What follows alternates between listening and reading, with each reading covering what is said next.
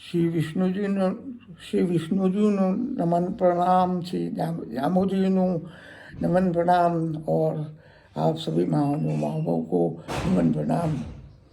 मैं अपनी वार्ता का आरंभ विष्णु समाज के एक वीर सपूत शहीद फ्लाइट लेफ्टिनेंट सुदर्शन कुमार बिश्नोई को सुदर्शन कुमार को श्रद्धांजलि देकर करूँगा। ये घटना सन 1950 के दशक की है।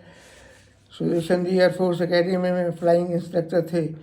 एक बार जब उन्होंने अपने शिष्य को लेकर उड़ान भरी, उनका जहाज़ आउट ऑफ कंट्रोल हो गया। उनका जहाज़ हार्वर्ड, जो कि 2 सीट वाला ट्रेनर एयरक्राफ्ट है, बहुत है, हवा में आउट ऑफ कंट्रोल होने के कारण ये भी निश्चित हो गया कि अब उनको हवाई जहाज़ से निकलना ही पड़ेगा, तभी उनकी जीवन रक्षा होगी।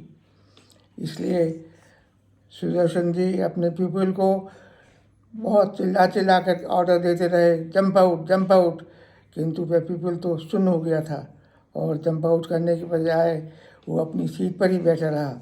ये ऐसा हुआ क्योंकि जहाँ से कूदना मनुष्य के लिए कोई नॉर्मल क्रिया तो है नहीं।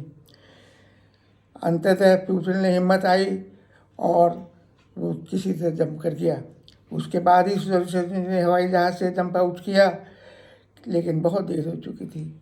एयरक्राफ्ट बहुत ऊंचाई खो चुका था, उनका पैराशूट नहीं खुला और उन्होंने वीर गति प्राप्त की।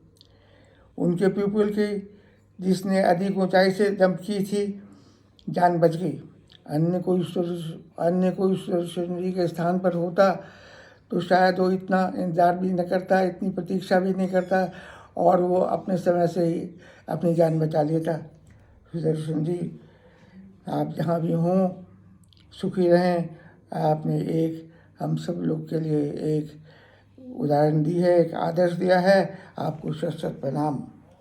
यहाँ एक मैं निवेदन करना चाहता हूँ, यदि अपने बीकानेर संस्थान में उनकी इस वीर गाथा की कोई प्लेट लग जाए तो इससे हमारे आने वाली पीढ़ियों को, युवा युवती सबको, विष्णु समाज को, क्या सभी समाज को एक प्रेरणा मिलेगी कि अपने जीवन की रक्षा से दूसरे की जीवन रक्षा करना ज़्यादा महत्व रखता है। उन दिनों ये 1950 के प्रारंभ के शतक की प्रारंभ की बात है, तब ऑनर्स एंड अवार्ड का कोई सिस्टम पूरी तरह से एयरफोर्स में प्रचलित नहीं था। अन्यथा उनको अशोक चक्र या कीर्ति चक्र अवश्य से सम्मानित किया जाता। प्रभु से प्रार्थना है कि जहाँ कहीं भी सुदर्शन जी हों सुखी रहें। अब मैं अपने कैरियर के बारे में, मैंने इंडियन एयरफोर्स की एडमिनिस्ट्रेटिव ब्रांच ज्वाइन की और 26 जनवरी सन 1950 में मैं पास आउट हुआ। रैंक पायलट अफसर था। एडमिनिस्ट्रेटिव ब्रांच एक ग्राउंड ड्यूटी ब्रांच है, ज़मीन से ही काम रहता है, किंतु मैं एयरफोर्स में एयरफोर्स से हवा से डायरेक्टली कनेक्टेड काम में कनेक्टेड रहना चाहता था। इसलिए एयरफोर्स के एक छोटे से स्पेशलाइज्ड कैडर में मैंने वॉलंटियर कर लिया। इसमें पैराशूट की ट्रेनिंग, पैराशूट की testing, high altitude jumps, aircraft के पैराशूटिंग के मॉडिफिकेशंस का सूटेबिलिटी आदि पर लाइव जंपिंग के बाद निर्णय लिया जाता है। समय 1962 का था। देश में पैराशूट नहीं बनते थे और पैराशूटिंग की क्रिया भी बहुत इनिशियल स्टेज में थी।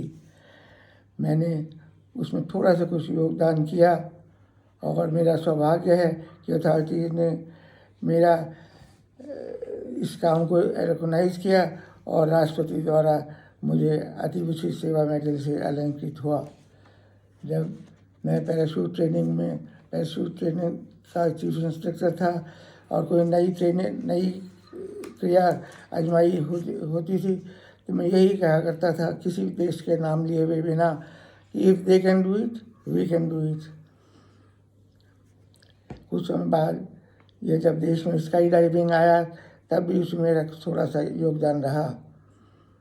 मुझे इस एयरफोर्स की सर्विस के ही कारण लद्दाख से कन्याकुमारी और कोचीन से अरुणाचल प्रदेश तक घूमने का मौका मिला। समुद्र में पैराशूट जंप करने का भी अवसर मिले, किंतु बहुत संक्षेप में कह सकता हूँ कि बहुत सेटिस्फाइंग लाइफ रही, बहुत सेटिस्फाइंग जीवन रहा। विष्णु युवा वर्ग जब आर्म फोर्सेज ज्वाइन करते हैं तो मुझे बहुत अच्छा लगता है कि वो देश सेवा के लिए एक्टिव रूप में तत्पर हैं। विष्णु जब दोनों पुरुष और स्त्री हरे पेड़ की रक्षा के लिए और हिरण आदि वाइल्ड लाइफ की रक्षा के लिए प्राणों के बलिदान दे देते हैं तो आर्म फोर्सेज की आर्म फोर्सेज की सेवा उनके लिए क्या मुश्किल बात है। ये तो कोई उनके लिए मुश्किल बात है ही नहीं। एयरफोर्स की ट्रेनिंग और एक्सपीरियंस रिटायरमेंट के बाद भी काम आते हैं। पेंशन भी आजकल बहुत अच्छी है। अब ये प्रश्न उठ सकता है कि बिश्नोई मिलिट्री सर्विस में ज्वाइन करते हैं तो क्या वो वेजिटेरियन रह सकते हैं? मैंने तो 32 साल से ऊपर की सर्विस की है, मुझे तो कभी कोई इस विषय में प्रॉब्लम नहीं मिली। ये भी एक हो सकता है कि एक आभास हो जाए कि मिलिट्री में जो जाते हैं उनको भगवान से कोई मतलब नहीं रहता, तो उसके लिए मैं गुरु महाराज का एक शब्द ओम विष्णु विष्णु तू भनले प्राणी पैंके लाखों बाजू रतन का है वैकुंठ वासु तेरा दरा मरण भाजू, इस शब्द से प्रेरणा लेते हुए आप सबके कल्याण के लिए प्रभु से प्रार्थना करते हुए मैं विदा लेता हूँ। जय विष्णु जी महाराज, जय जामू जी महाराज, जय भारत।